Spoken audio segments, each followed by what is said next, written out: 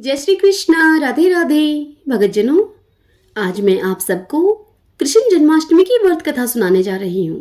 भाद्रपद कृष्ण पक्ष की अष्टमी को रात के 12 बजे मथुरा के राजा कंस के जेल में वासुदेव जी की पत्नी देवी देवकी के गर्भ से 16 कलाओं से युक्त भगवान श्री कृष्ण का जन्म हुआ था। इस तिथि के रोहिणी नक्षत्र का विशेष महात्म्य है। इस दिन देश के समस्त मंदिरों का श्रृंगार किया जाता है। कृष्ण अवतार के उपलक्ष्य में झांकियां सजाई जाती हैं। भगवान श्री कृष्ण का श्रृंगार करके उनके लिए झूला सजाया जाता है। स्त्री पुरुष रात के 12 बजे तक इस व्रत को रखते हैं।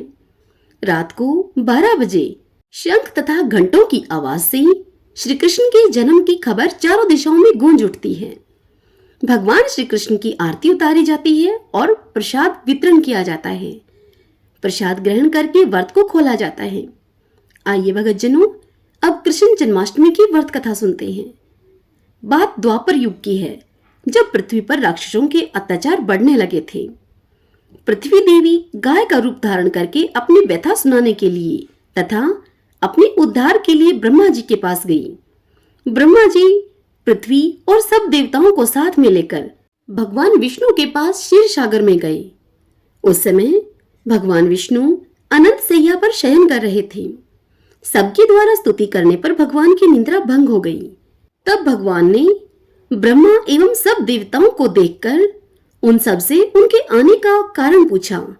तब पृथ्वी देवी बोली कि हे भगवान, मैं पापों के बोझ से दबी जा रही हूँ, आप मेरा उद्धार कीजिए। यह सुनकर विष्णु भगवान बोले कि अब मैं ब्रिज मंडल में अर्थात ब्रिज की धरती पर वासुदेव की पत्नी देवकी के गर्भ से जन्म लूंगा। तुम सब देवतागण ब्रिज भूमि में जाकर यादव वंश में अपना शरीर धारण करो। इतना कहकर भगवान अंतर्ध्यान हो गए। इसके पश्चात देवता ब्रिज मंडल में आकर यदुकुल में नंद यशोदा तथा गोप गोपियों के रूप में पैदा हुए। उस समय द्वापर युग के अंत में मथुरा में राजा उग्रसेन शासन करते थे। उग्रसेन के पुत्र का नाम था कंस। कंस ने उग्रसेन को बलपूर्वक सिंहासन से उतारकर जेल में डाल दिया और स्वयं राजा बन बैठा। कंस की बहन देवकी का विवाह यादव कुल में वसुदेव के साथ निश्चित हो गया।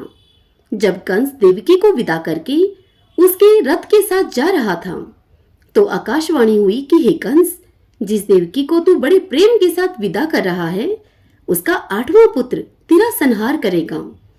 आकाशवाणी की इस बात को सुनकर कंस क्रोध से भरकर देवकी को मारने को तैयार हो गया। कंस ने सोचा कि देवकी न रहेगी तो उसका कोई पुत्र भी नहीं होगा। तब वसुदेव जी ने कंस को समझाया कि तुम्हें देवकी से तो कोई भय है नहीं, देवकी की 8वीं संतान से तुम्हें भय है, इसलिए मैं इसकी जब 8वीं संतान होगी वह संतान तुमको लाकर सौंप दूंगा। तुम्हारी समझ में उस समय जो भी आए उस संतान के साथ तुम वैसा ही व्यवहार करना। तब कंस ने वासुदेव जी की बात को स्वीकार कर लिया और फिर वासुदेव और देवकी को कंस ने कारागार में बंद करा दिया।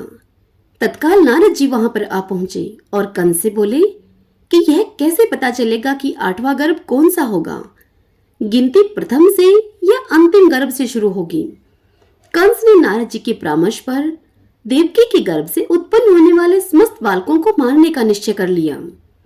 इस प्रकार एक एक करके कंस ने देवकी के 7 बालकों को निर्दयता पूर्वक मार डाला। भाद्रपद के कृष्ण पक्ष की अष्टमी को रोहिणी नक्षत्र में श्री कृष्ण भगवान का जन्म हुआ। उनके जन्म लेते ही जेल की कोठरी में प्रकाश फैल गया। वासुदेव देवकी के सामने शंख चक्र गदा एवं पद्मधारी चतुर्भुज भगवान ने अपना रूप प्रकट करके कहा कि अब मैं बालक का रूप धारण करता हूँ। वासुदेव, तो मुझे तत्काल गोकुल में नंद के यहाँ पहुंचा दो और उनकी अभी अभी जन्म हुई कन्या को लाकर कंस को सौंप दो। तत्काल वासुदेव जी की हथकड़ियां खुल गई, दरवाजे अपने आप खुल गए, पहरेदार सब सो गए। वासुदेव जी बालक श्री कृष्ण को सौंप में रखकर गोकुल की ओर चल दिए। रास्ते में यमुना श्री कृष्ण के चरणों को स्पर्श करने के लिए बढ़ने लगी। तब भगवान ने अपने पैर लटका दिए। श्री कृष्ण के चरण छूने के पश्चात यमुना घट गई।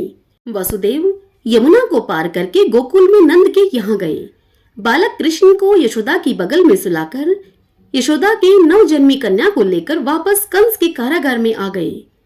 जेल के दरवाजे पूर्ववत बंद हो गए। वसुदेव जी के हाथों में हथकड़ियां पड़ गई। पहरेदार जाग गए। कन्या के रोने पर कंस को खबर दी गई।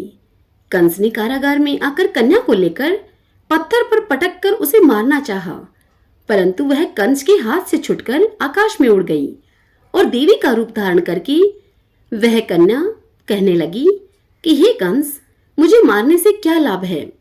तेरा शत्रु तो गोकुल में पहुंच चुका है। यह दृश्य देखकर कंस हतप्रभ और व्याकुल हो गया। कंस ने श्री कृष्ण को मारने के लिए गोकुल में अनेक दैत्य भेजे। तब श्री कृष्ण ने अपनी अलौकिक माया से सारे दैत्यों को मार डाला और बड़े होने पर श्री कृष्ण ने कंस को मारकर फिर से राजा उग्रसेन को राजगद्दी पर बिठाया। श्री कृष्ण की पुण्य जन्म तिथि को तभी से सारे देश में बड़े हर्षो उल्लास के साथ मनाया जाता है। सब बोलिए श्री कृष्ण भगवान की जय। ओम श्री कृष्णाय नमो नमः। ओम श्री राधा कृष्णाभ्याम नमो नमः। भक्तजनों, यदि यह कथा आपको पसंद आए तो वीडियो को लाइक कीजिए और कमेंट बॉक्स में ओम श्री कृष्णाय नमो नमः इस प्रकार लिखें। और यदि आपने हमारे चैनल श्री कृष्ण दीवानी को अभी तक सब्सक्राइब नहीं किया है तो आप जरूर सब्सक्राइब करें। जय श्री कृष्ण, राधे राधे।